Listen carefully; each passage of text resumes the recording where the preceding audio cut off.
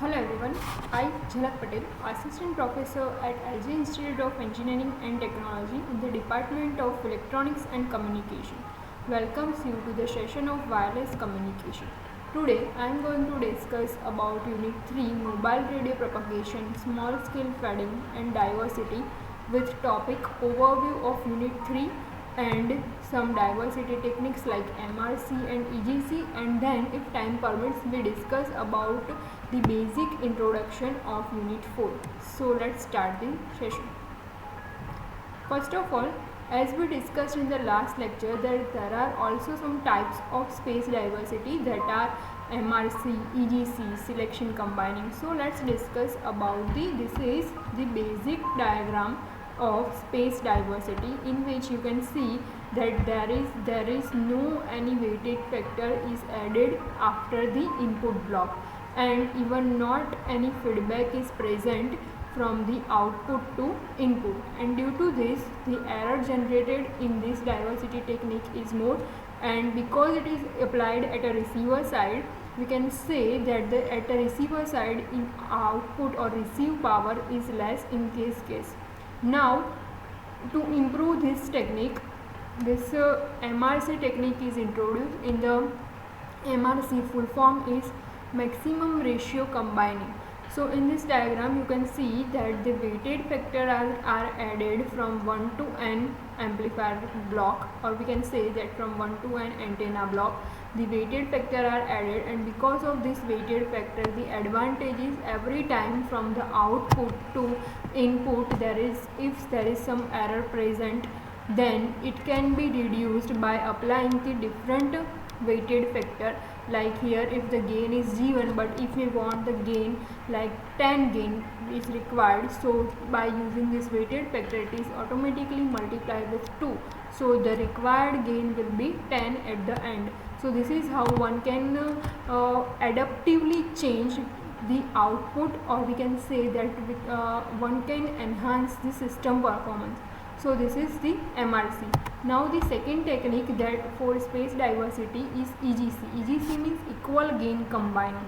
So as the name said, equal gain. Equal gain means instead of this different weighted factor, in case of EGC there is one common gain is provided over here, and after that gain the cophase and sum unit is there. So instead of this gain or weighted factor, you can say that it is look like this, like simply over here one block of gain, that's it, only one gain is here. Like if we want a 5 gain for all the amplifier, then it is 5. If we want 2, then its gain factor is 2. So this is if instead of this different weighted factor, if only one common gain factor is added, then this technique is called as a EGC. EGC means equal gain combiner. Now what are the advantage of using the EGC? So first is we can use only one gain factor. The another advantage of EGC over MRC is the hardware requirement for EGC is less compared to MRC, because as we see that in case of MRC we need different gain factor, and to install them we need more hardware. So we can say that to install the EGC we required very less hardware. So this is the advantage of EGC over MRC. But in space, but if we discuss about the performance parameter, then we can say that MRC is much better than EGC. So there is a trade-off between the we can say performance or the hardware requirements. Either we choose better performance, or we can choose the less hardware. So this is the basic difference between the space diversity technique MRC and EGC. There is also another technique of space diversity, that is selection combining. In case of selection combining, what will happen is, here you can see that even you can talk about this diagram, or we can take this one also. Now I take the case of this diagram, and let me discuss about this selection combining technique for this diagram. So in case of selection combining, what will happen is out of this different gain, you can say that here n gain is present. So out of n gain factor, there is only one gain factor is best for the output is chosen. Like if G3 has the best gain, then it will be chosen, or one can also choose the G2 also. So whatever the best for the output, we can choose that by using selection combining, means best gain or best factor can be choose to get the better performance. So selection combining has the advantage over MRC and EGC, that its performance is much better than the EGC as well as from MRC. So these are the different techniques of space diversity. So this is the end of our unit number 3. Now let's discuss about the overview of unit 3 that we discussed in the previous lectures. So let's take one quick revision. In this chapter earlier we have seen that the reflection and its model. So basic propagation methods are discussed: reflection, diffraction and scattering. Reflection will occur when the wavelength is very short and the surface is flat surface between transmitter and receiver, and its model is ray ground reflection model. In case of ray ground reflection model, we have taken this case between transmitter and receiver. We take line of sight distance as well as the multipath propagation distance. So this case of reflection model we have discussed, so it can be asked in a 5-mark question as an individual. Reflection, ray ground reflection model. Then we discuss about the diffraction and knife edge diffraction model. So first of all, diffraction will occur that when the surface is obstructed, or we can say that uneven surface is there between transmitter and receiver. Then we discuss about the knife edge diffraction model. In case of knife edge diffraction model, we discuss about the height of transmitter, height of receiver, its path difference and phase difference.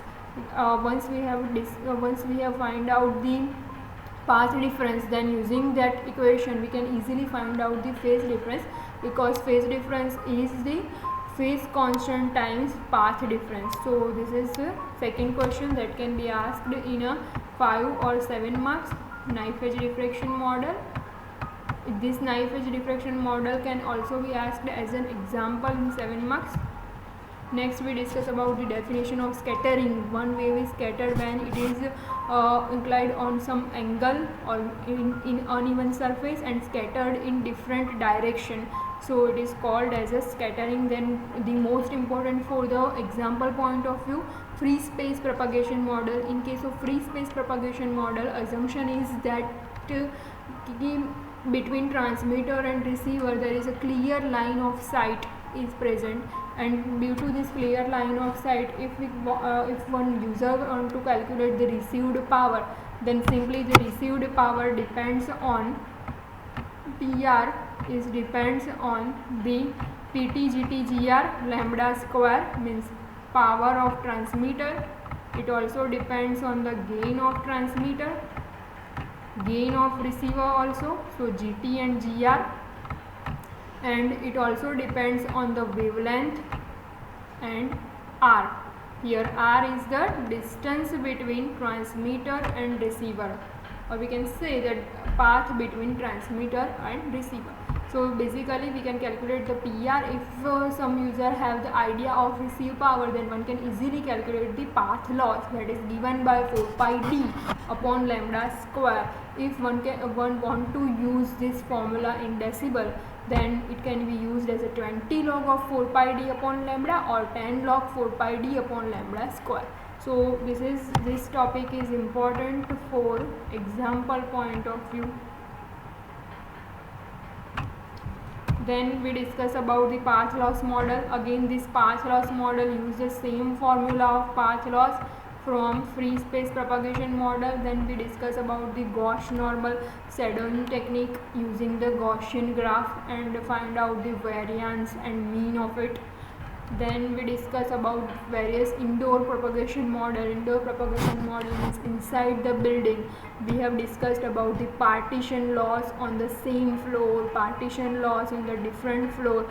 In both the cases we have discussed about the hard partition as well as soft partition. Like it depends on the reconfiguration. Like if reconfiguration is not possible, then it is a hard partition. If reconfiguration is possible, then it is called as a soft partition.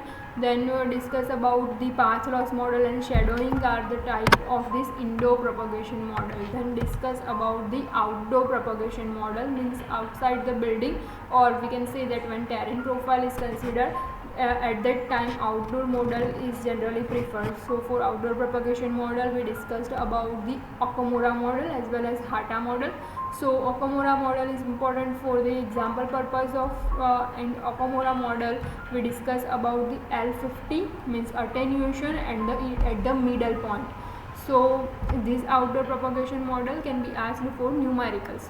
Then from up to this topic, the chapter is on large scale mobile propagation.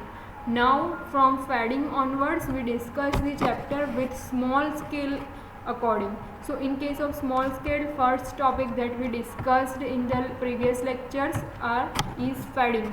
Fading is mainly the fluctuations of signal. Then we discussed about the Farrell's upper bound. Farrell's upper bound is used to calculate the maximum propagation delay, or we can say that it is used to calculate the worst case delay. So in case of worst case delay, we find out the tau max value. Now again this tau max means time period. It depends on the distance and velocity, like distance upon velocity.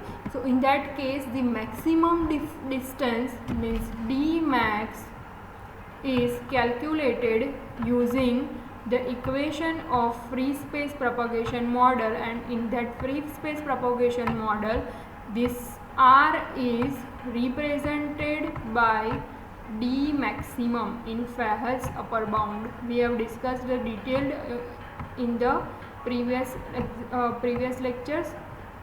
So in this case you have to find out first d max, and then using the d max equation you have to find out the tau value. So this tau is called as a worst case delay time period. So the main purpose of Farrell's delay bound is nothing but to find out the worst case delay period. So this is again can be asked as a 5 marks question.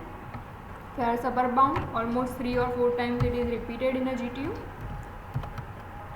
Next is delay profile. Then we discussed about the delay profile. In that case we discuss about the first arrival delay, then mean excess delay.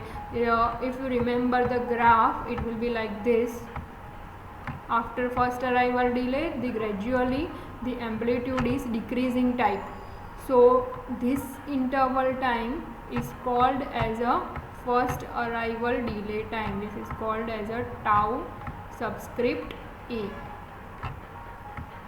Then we calculate the mean excess as well as tau square bar value.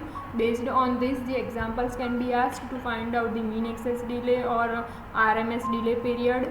So this is the delay profile. Then we discuss about the classification of small scale fading, depends on the multipath and as well as fast fading and slow fading. Now to discuss about the fast fading and slow fading, one should have the idea of coherence bandwidth, that if the time period is less than the coherence time, then it is called as a fast fading channel, and if it is more, then it is called as a slow fading channel. In both the cases it depends on the channel variations also. If the channel variations are fast, then it is called as a fast fading channel. If channel variations are slow, then it is called as a slow fading channel. So this is the classification of small scale fading. Then we discuss about the diversity technique. Diversity techniques mainly depend on the whether it is a antenna is used or which type of polarization is used, time period also. So diversity is mainly used to achieve more power at receiver side, and it is always mainly applicable at receiver side. In that case also we discuss about the space diversity. Again, that space diversity is classified into different categories like MRC, EGC, selection combining, etc. Then discussed about the various polarization. So in that case also we have discussed about the elliptical polarization, circular polarization, and linear polarization. Again, it can be divided into horizontal and vertical also. So these are the different diversity technique, and this is the end of unit number 3 with revision. So if you have any query or doubt regarding unit number 3, then you can ask me on my WhatsApp number. From the next lecture onwards, we discussed about the unit 4, but in MSc the unit 1, 2 and 3 are there. From unit number 4 it is in MSc 2. Up to now, if you have any query, you can message me. Thank you for watching.